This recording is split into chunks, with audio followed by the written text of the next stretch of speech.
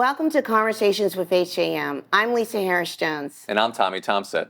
And today we have Chief Legislative Officer for the Moore administration, Eric Luedtke. Thanks for having me. I'm excited. So, you've been in two branches of government now. You started off as a delegate, you're a majority leader. Tell me about the difference of being in the governor's office now.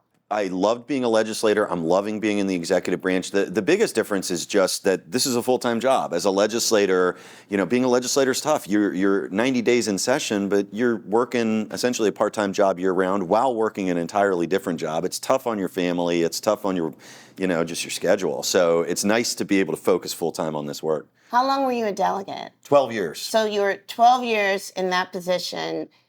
That translates well into the position that you're in now, understanding the House, understanding the Senate, and working with legislators. That's the biggest part of my job, is doing the interactions with the legislators in both directions, helping the administration understand what legislators are thinking and helping legislators understand what the administration's thinking. So you're working with a governor that brings a ton of energy to Maryland. What are you working on, and how does that play out in your office? Sure. So the governor's been very clear about what his biggest agenda items are. They're, building a stronger economy for the state. He says winning the decade is the way he puts it, ending child poverty and making the economy better in terms of equity, and then public safety and making sure people can be safe in their communities and go out at night and not worry about street crime. And so those have been the big priorities.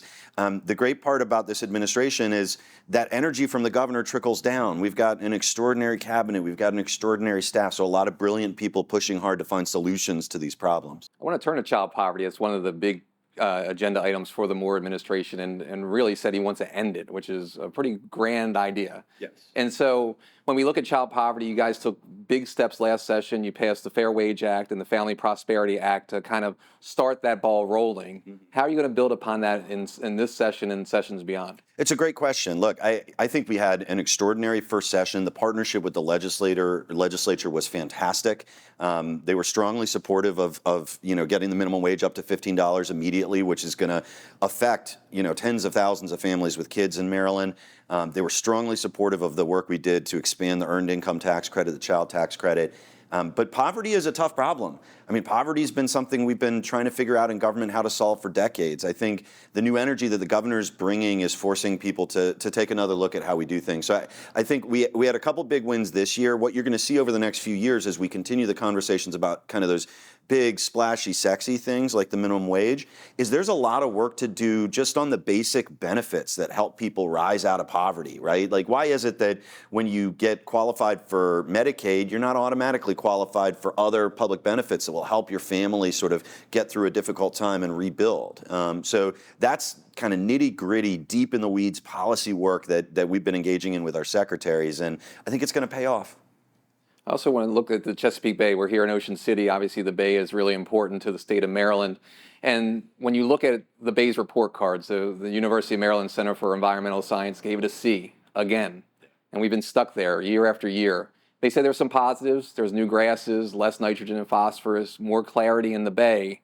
But this administration said it wants a pivot. It wants to do better. How are we going to do that? Traditionally, Bay policy is focused on the Deepwater Bay, right? What we think of as the Chesapeake Bay itself. But so much of what's contributing to the health or lack of health of the Bay is actually the health or lack of health in its tributaries, right?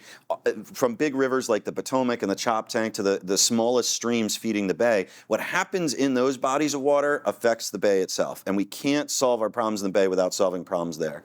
So the governor's executive order reorients our Bay strategy a little bit, focuses more on those tributaries, and also secondarily, the second executive order creates a new effort to really focus on our oyster policy and reconsider our oyster policy. And along the same lines, we traditionally have not put a lot of attention on restoring oyster populations in those tributaries, and oysters naturally clean the water before it even hits the Bay. So between those two executive orders, the work that Secretary Kurtz is doing at DNR, I'm really excited that we're gonna see significant progress on the Bay in the next few years. Well, we're very happy that you joined us here. It's MACo conference. There's a lot going on. Is there anything else that you want to share with our audience before we let you go and you do whatever, get over to the convention center? I think we're all in the administration extremely excited about the work we've been doing, the work we're going to do.